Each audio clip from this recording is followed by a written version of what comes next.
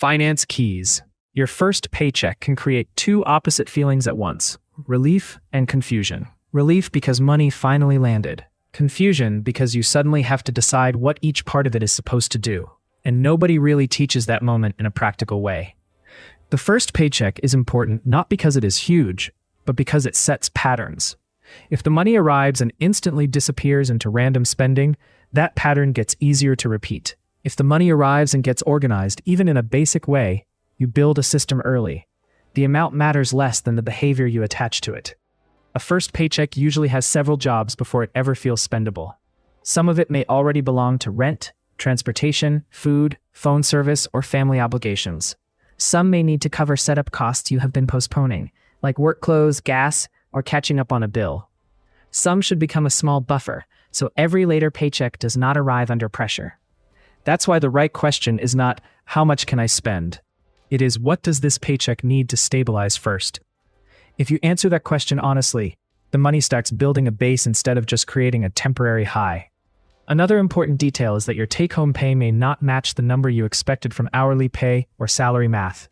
Taxes, insurance, retirement deductions, and timing differences can make the deposit look different from the headline number in your head. That's normal, but it means your first move should be understanding the paycheck, not spending it emotionally. Imagine Luis starts his first full-time job and sees more money in his account than he is used to. He wants to celebrate, replace his phone, and start living a little bigger. None of that is wrong by itself.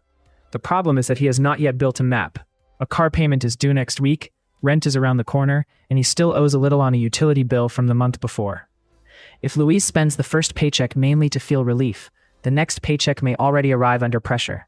But if he uses the first paycheck to catch up, create a buffer, and define what is actually available for lifestyle spending, the second paycheck feels different. It starts supporting momentum instead of rescuing chaos. Picture your first paycheck as water hitting dry ground.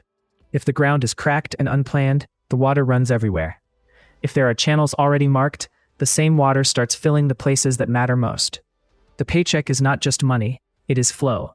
Your system decides where the flow goes. Another way to see it is like moving into an empty apartment. The first boxes should contain essentials, not decorations. The essentials make the space livable. Money works the same way in the beginning. Read the paycheck stub and understand your take-home amount before making plans. Second, list the next 2 weeks of unavoidable expenses, so the money has a reality-based map.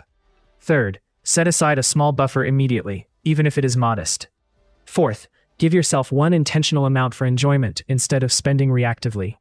Fifth, decide one repeating rule for future paychecks, like saving a fixed amount or reviewing your checking account on payday. Your first paycheck does not need to prove that you have everything figured out.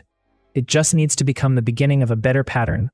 Ask yourself, if this paycheck were the start of my money system, instead of a break from stress, what would I do with it first? That question can change the next year more than one impulsive purchase ever will.